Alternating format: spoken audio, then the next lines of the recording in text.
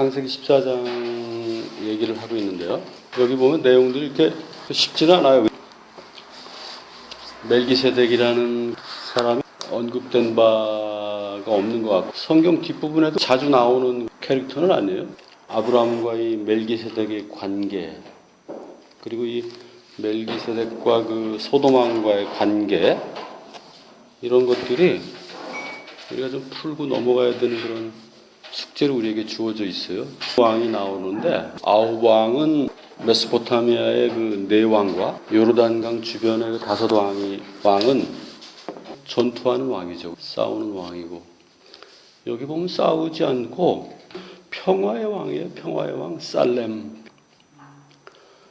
그 왕이 또 이상하게 또 직업이 또 있어요. 직업이 하나 있는데 그게 뭐냐면 제사장이에요. 빵과 포도주를 가지고 나와서 아브라함을 맞는 장면이 있고, 21절에 가면 이제 아브라함과 그 소돔 왕의 그 대화가 나오죠. 그죠?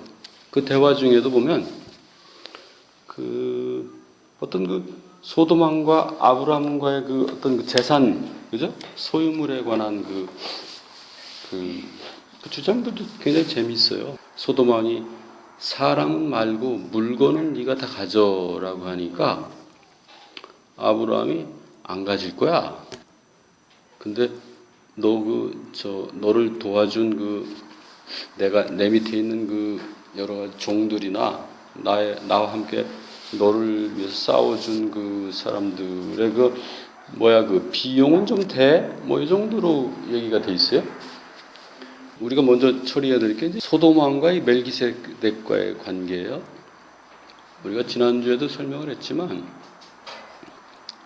이 멜기세덱은 누구냐 하면 아브라함 시간을 시작함에 있어서 마지막에 나타날 그 자기 자신의 모습이에요. 멜기세덱은.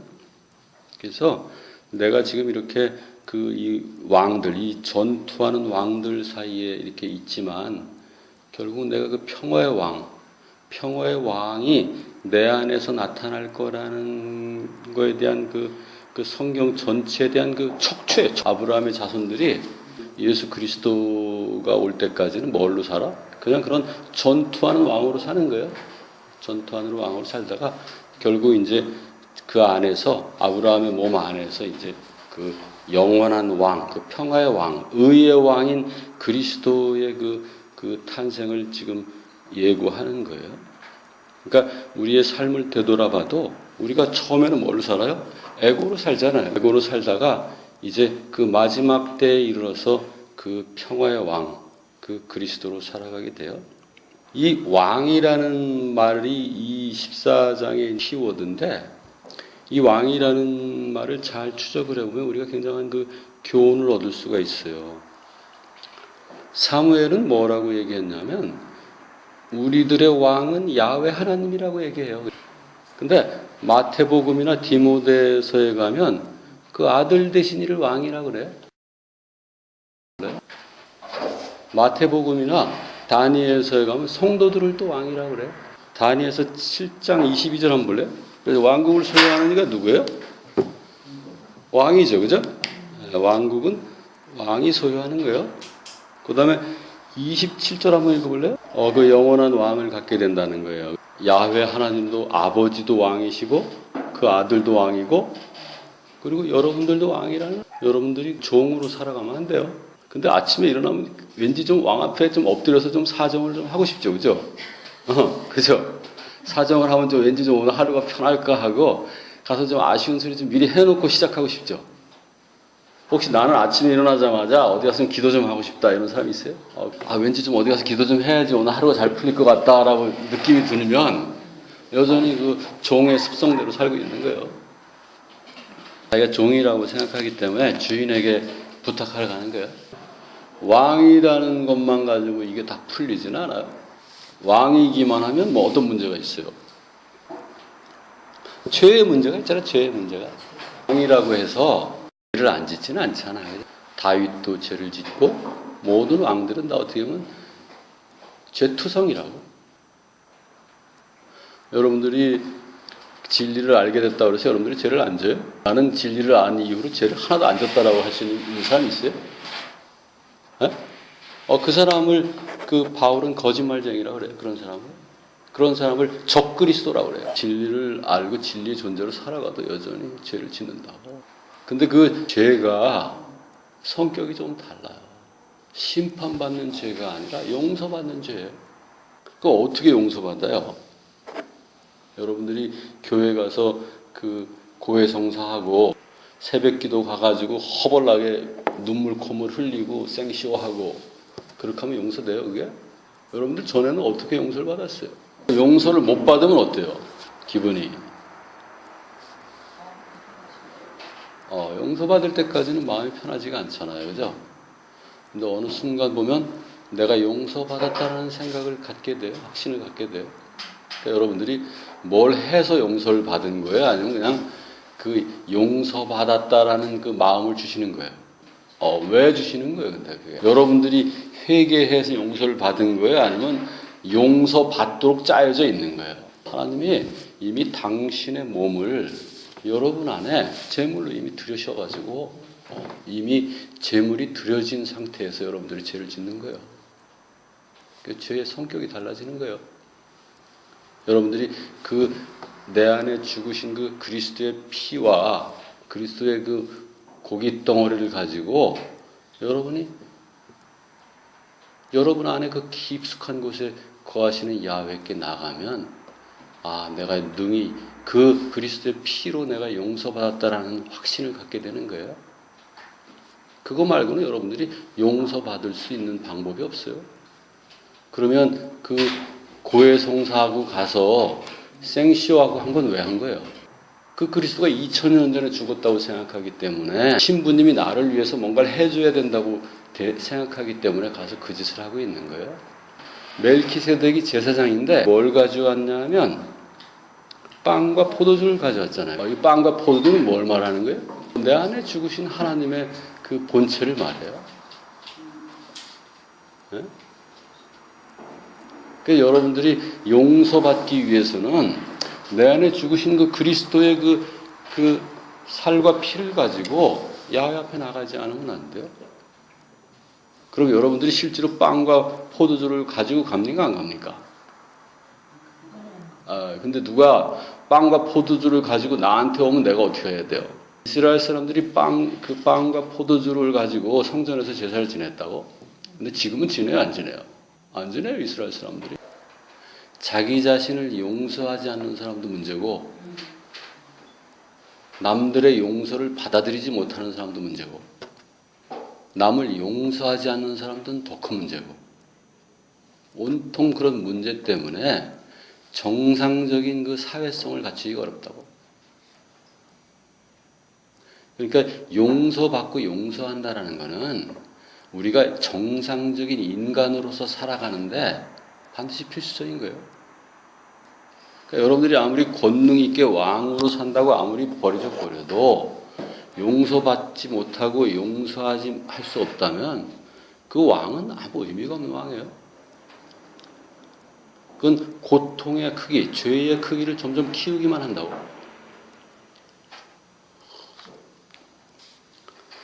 예수님은 자기 자신을 뭐라고 소개해요? 그 요한복음 6장을 한번 읽어보면 6장 35절 한번 보세요. 51절 한번 읽어보세요. 6장. 여기 빵이 뭘 말한다는 거예요? 여러분에게 생명으로 주어져 있는 그리스도의 몸이라는 거예요. 그러니까 그리스도의 십자가에 언제 박힌 거예요? 네? 그러니까 여러분들의 존재와 동시에 박힌 거예요.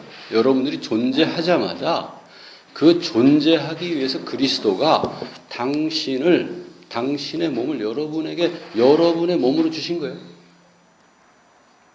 그러니까 빵과 피, 빵과 포도주는 바로 그리스도의 몸을 얘기를 해요. 그러니까 그 그리스도의 몸이 여러분 위에 못 박힌 거예요. 여러분이 그 그리스도가 지고 있는 십자가예요.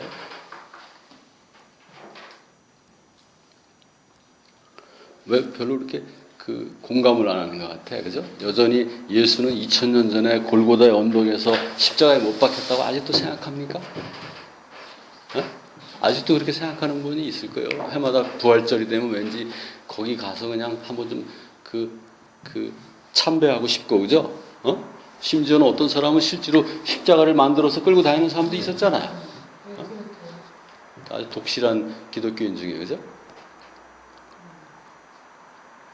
아브라함이 시간의 끝에서 본 자기 안에서 나온 그 멜키세덱이라는 존재, 아브라함의 아들로서 나온 존재가 지금 뭘 들고 있는 거예요? 그 하나님의 그 아브라함 안에 죽으신 그 하나님의 몸을 들고 있는 거예요. 그 그리스도가 자기 자신의 몸을 들고, 그 죽은 몸을 들고 지금 서 있는 거예요. 그러면 자기 자신의 죽은 몸을 들고 서 있는 이 그리스도는 지금 어떤 상황에 놓여 있는 거예요, 지금? 시간의 끝으로 한번 가봅시다. 예수 그리스도가 자기 자신의 죽은 몸을 들고 지금 어디로 들어가려고 지금 하고 있는 거예요? 성전의 지성소 안에 들어가려고 하는 거예요, 지금. 아버지에게로 돌아가려고 하는 거예요. 아버지와 그 아들에 관한 얘기를 좀 더 할 거예요. 지금 멜키세덱은 누구라고 그랬어요? 우리가 지난번에 멜키세덱을 우리가 그리스도라고 얘기했잖아요, 그죠? 그리스도는 아버지입니까, 아들입니까? 그리스도는 아버지이고 아들이에요. 그럼 왜 한 존재가 아버지이기도 하고 아들이기도 한 겁니까, 이게? 그러면 이 아들과 아버지의 이 우리가 가지고 있는 컨셉과 지금 우리가 그리스도를 아버지이면서 아들이라고 하는 건 약간 좀 다를 것 같죠, 그죠? 여러분들에게 있어서 아들은, 여러분들에게 있어서 아버지는 나하고 다른 존재죠, 그죠? 그리스도 안에서 아들과 아버지는 같은 존재예요. 여러분 안에 있는 그리스도를 여러분과 같은 존재로 보고 있는지 다른 존재로 보고 있는지가 핵심 포인트예요. 다른 존재로 보고 있다는 건 뭐냐면 여러분들이 아직 에고로 살고 있다는 뜻이에요.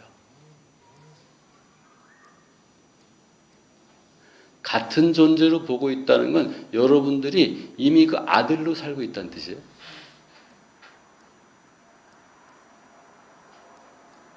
그러면 이 아들로 살고 있는 존재가 아버지가 되는 건 언제 아버지가 돼요?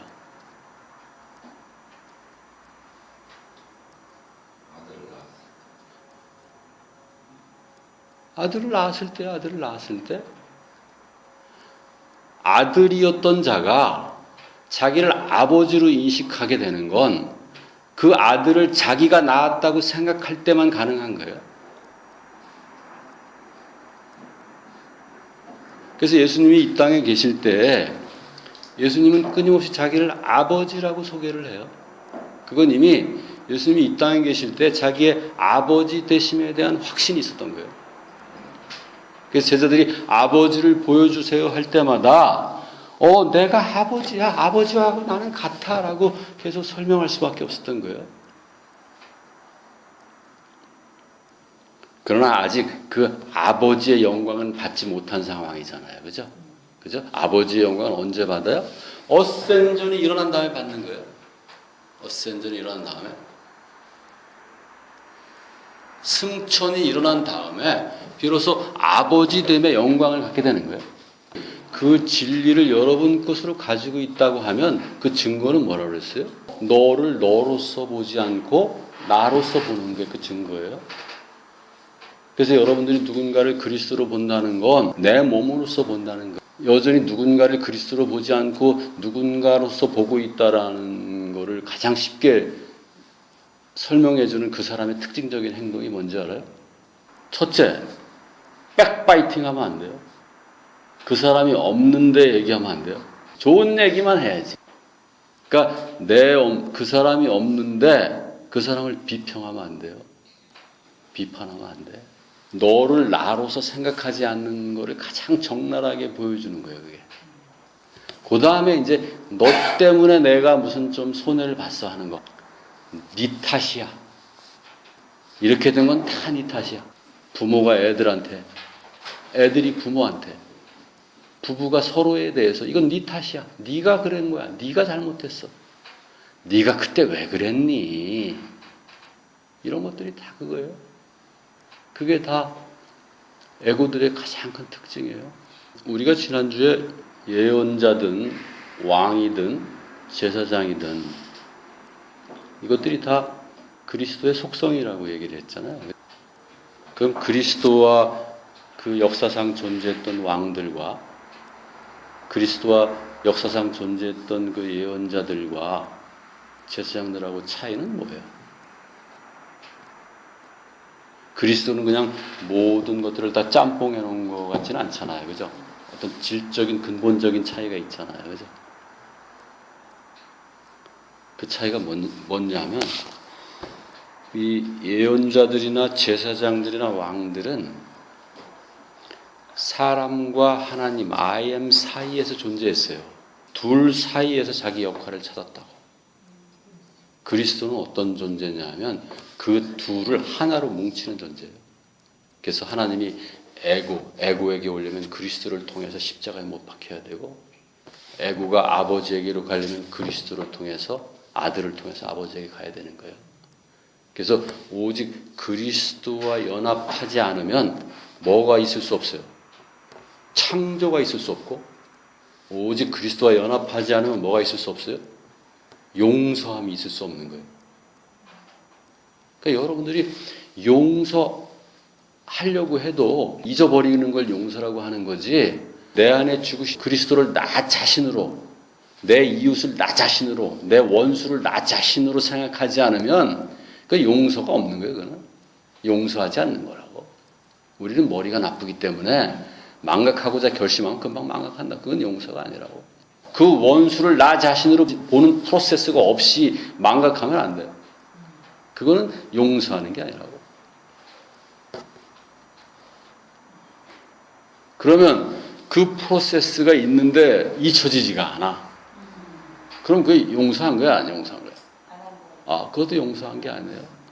반드시 망각해야 돼요. 뭘로 기억해야 돼, 그러면? 우리는 기억하는 존재이기도 하잖아요. 그럼 우리는 뭘로 기억해야 돼, 그걸? 그 원수를 뭘로 기억해야 돼? 예? 아, 예전에 나가 아니라니까? 지금의 나로 인식해야 돼. 아, 그리스도를 인식해야 된다고. 내가 그리스도라면 그 존재를 지금의 나로 인식해야 돼. 내가 그리스도가 아니니까 자꾸 예전의 나, 앞으로의 나로 인식하잖아. 그건 용서함이 없는 거라고. 그러니까 그리스도를 통하지 않고는 용서가 불가능하다고. 여러분들이 용서 받는 것도 불가능하고 누구를 용서하는 것도 불가능하다.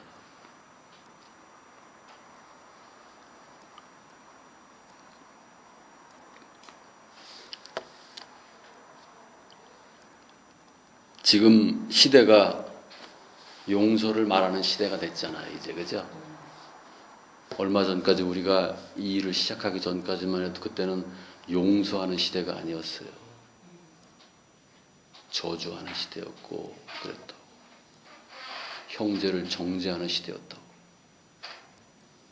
용서하는 시대가 온 거예요. 왜 용서하는 시대가 온 거예요? 여러분들이 용서하는 사람이 되지 않았으면 이 시대는 오지 않아요.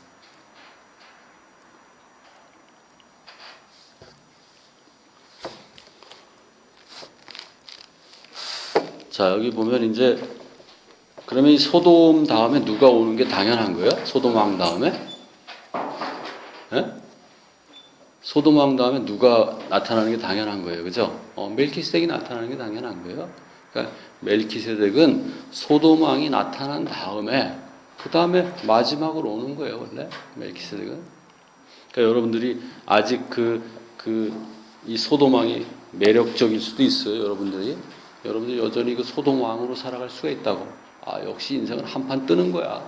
아침부터 쎄 빠지게 나가서 고생해서 전투 한번 쌈박하게 해가지고 한번 이겨보는 거야.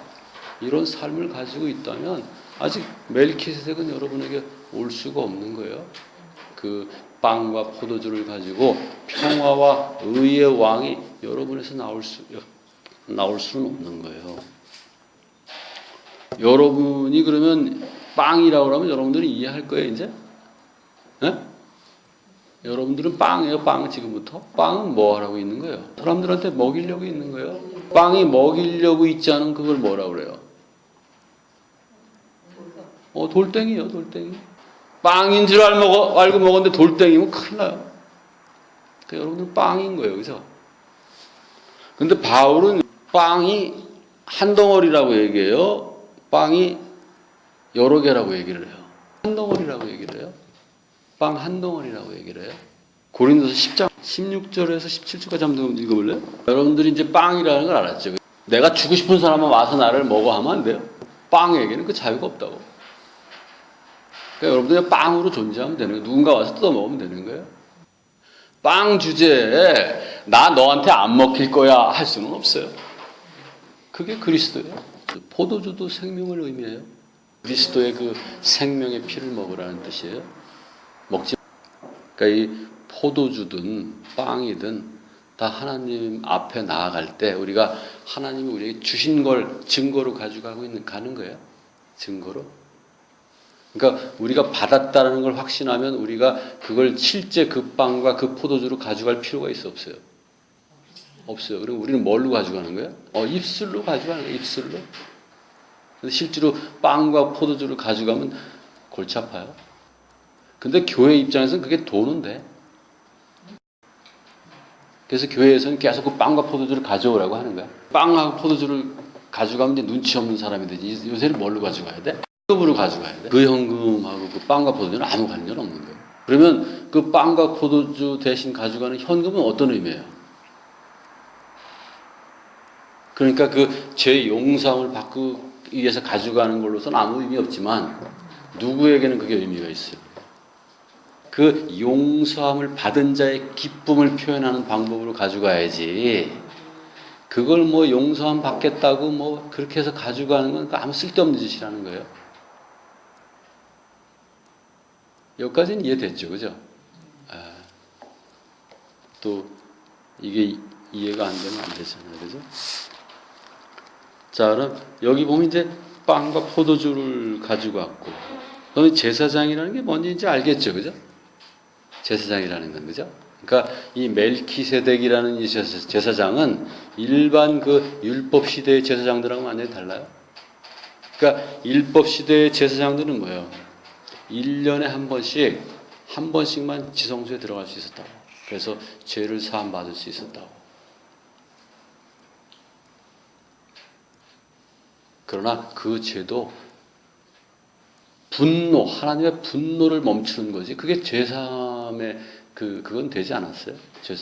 죄사함은 언제 되냐 하면 그리스도가 오셔서 그 당신의 몸과 당신의 그 피를 들여서 드린 제사. 그때서야 비로소 죄사함이 이루어지는 거예요.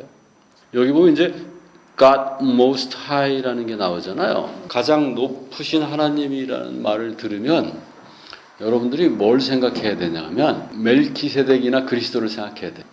그러니까 가장 높으신 하나님이라는 말을 나올 때는 항상 아버지 되신 하나님을 말해요.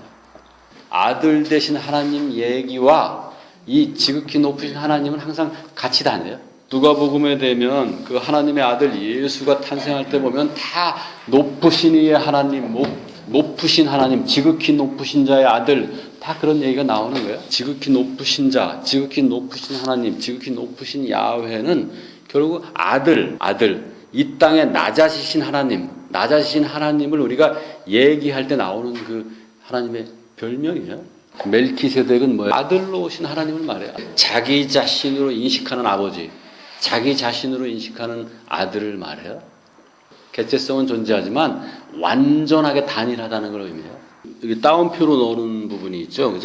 하늘과 땅의 창조자인 지극히 높으신 이의 아브라함은 복되도다. 자, 그 밑에 있는 그래서 아브라함을 찬양하고 그 밑에는 또 누구를 찬양해요? 그러니까 하나님을 직접 찬양하죠. 그죠? 자, 그래서 너의 적을 너에게 넘기신 지극히 높으신 이를 찬양하죠. 그죠? 지극히 높은 하나님을 찬양하죠. 그죠?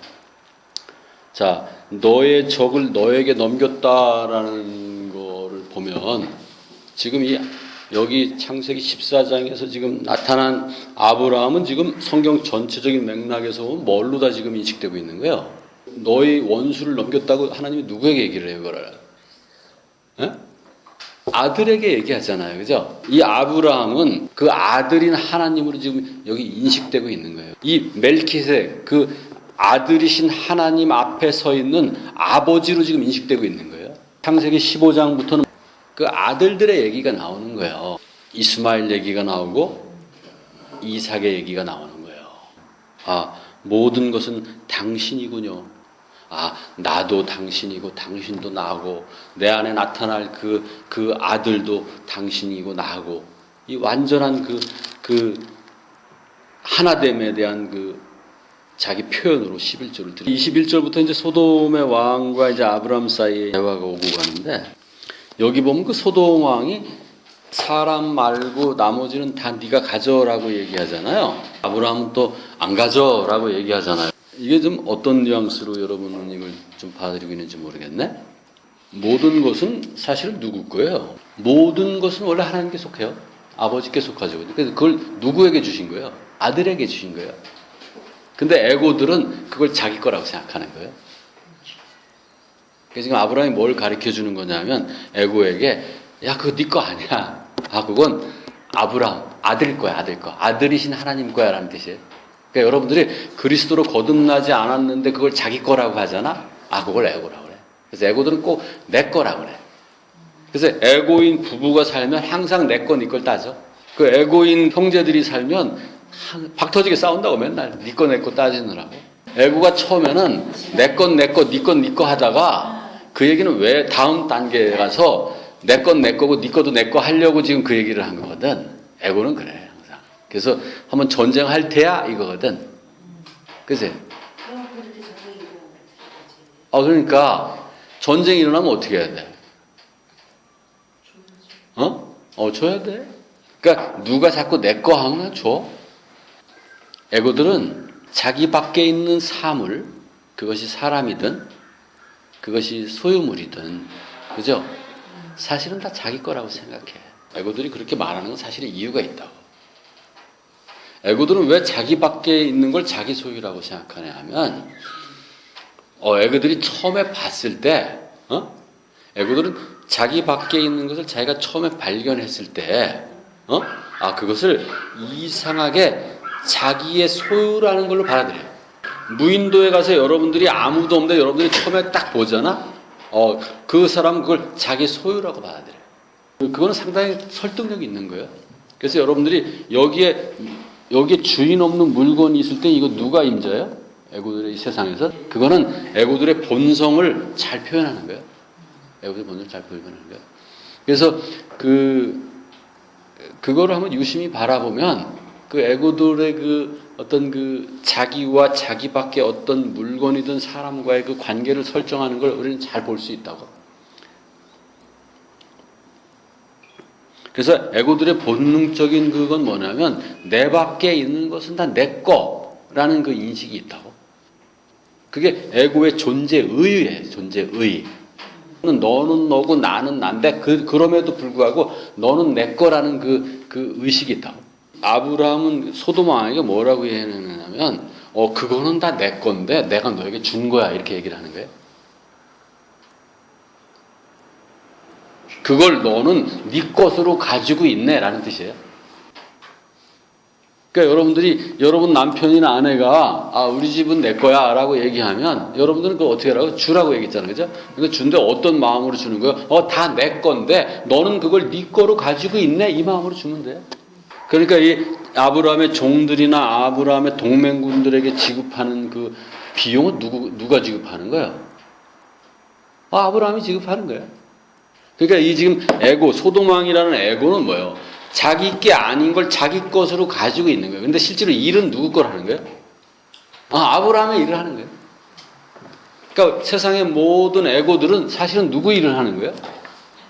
자기 안에는 그리스도의 일을 하는 거예요. 근데 그걸 내 거라고 생각하고 하는 거예요. 그러니까 에고는 본능적으로 존재하기 위해서는 내 거라고 생각하지 않으면 일을 안 한다니까. 이거 네 거 아닌데 열심히 하면 열심히 절대로 안 해. 이거 네 거야. 지금도 네 거야. 하면 그때부터 피 터지게 한다고. 그게 에고의 존재에 의해요. 그러니까 애들을 공부 열심히 하게 하려면 어떻게 해야 돼요? 네 거라는 개념을 어릴 때부터 심어줘야 된다고. 뭐 돈 버는 거, 애들이 돈 벌게 하고 싶으면 네 거라는 개념을 어릴 때부터 심어줘야 돼. 내 거 하다가 보니까 내 거가 아니네? 라는 걸 언제 알아요, 애고들은? 애고들은 반드시 내 거가 아니라는 걸 알고 죽는다고. 그걸 언제 알게 돼요? 죽기 전에는 알게 돼요. 내가 그렇게 끌고 모았던 것들이 내 거가 아니네 하고 죽는다고 해요. 내가 그렇게 사랑하고 나를 사랑하는 척했던 아들, 딸들이 나하고 아무 상관없는 존재였나라는 걸 반드시 알고 죽는다고. 그래서 내가 진리를 전하라는 거예요, 반드시. 그렇게 나하고 밤마다 다정했던 그 와이프가 나하고 아무 관계도 없는 그런 존재였다는 걸 알고 죽는다니까, 진리를 모르면. 그게 원래 나라는 걸 이 진리를 모르는 존재들은 죽는 그 순간에 나하고 아무 상관없던 사람을 위해서 내가 평생을 살았네라는 걸 뼈저리게 느끼고 죽는다니까. 여러분들은 그걸 보고 싶습니까? 그 고통을 겪는 걸 보고 싶습니까? 여러분들이 아무리 다정하게 아빠 잘 가, 엄마 잘 가 해도 죽는 사람은 절대로 그렇게 죽지 않아요.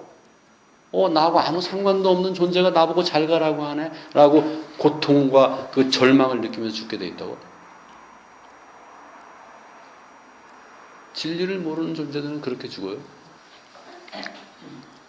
요한복음 19장 11절 한번 볼래요? 아도는 왕이라고 생각하면 돼요. 우리 창세기 14장에 그 왕들이 여러 나오잖아요. 에고라고 보면 돼요.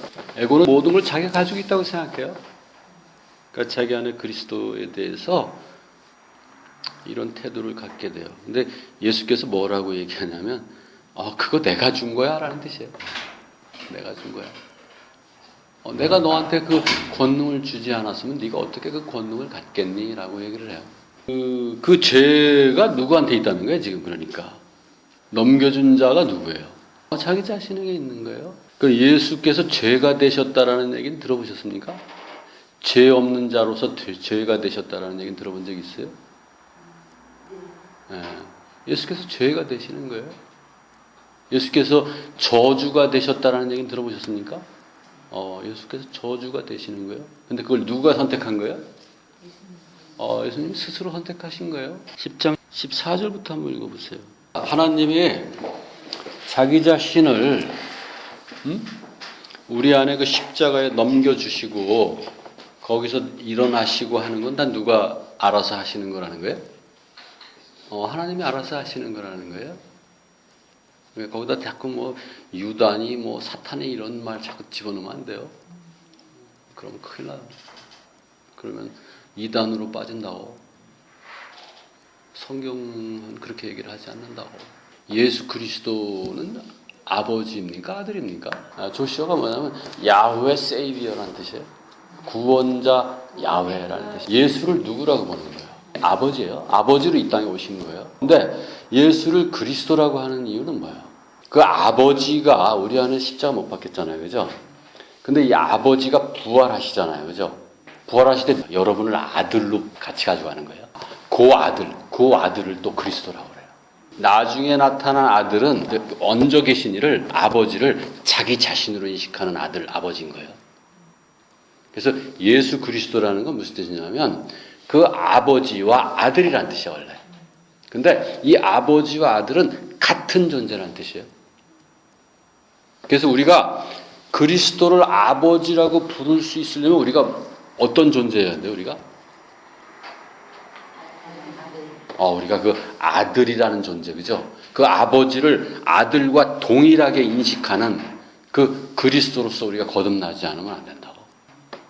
그러니까 예수 그리스도를 믿는다라는 건 뭐예요? 우리 안에 그리스도의 부활이 없으면 모든 건 nothing이에요. 그리스도의 부활이 없으면 이 에고가 어린아이같이 순종한다는 건 불가능해요.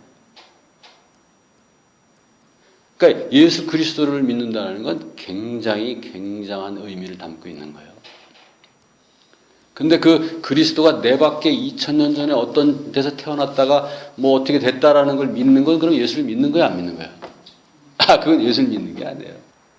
그러니까 기존 기독교인들은 구원이 뭐라는 걸 이해 못하는 사람들이에요.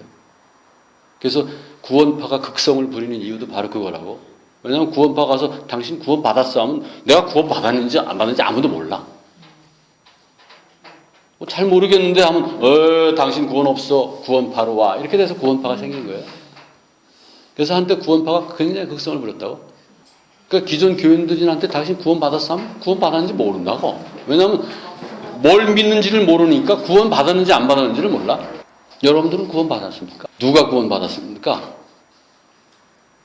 누가 구원했습니까? 아버지가 내 안에 있는 아버지를 구원하셨어요. 여러분 안에 그리스도, 여러분을 위해서 죽은 하나님이 부활하셔서 여러분들을 그 하나님의 아들, 즉 하나님으로 구원하신 거예요. 하나님으로 데려가신 거예요. 그걸 구원받았다고 그래요. 그래서 여러분들이 내가 그리스도네라는 걸 모르면 여러분은 구원받았다고 할 수가 없어요.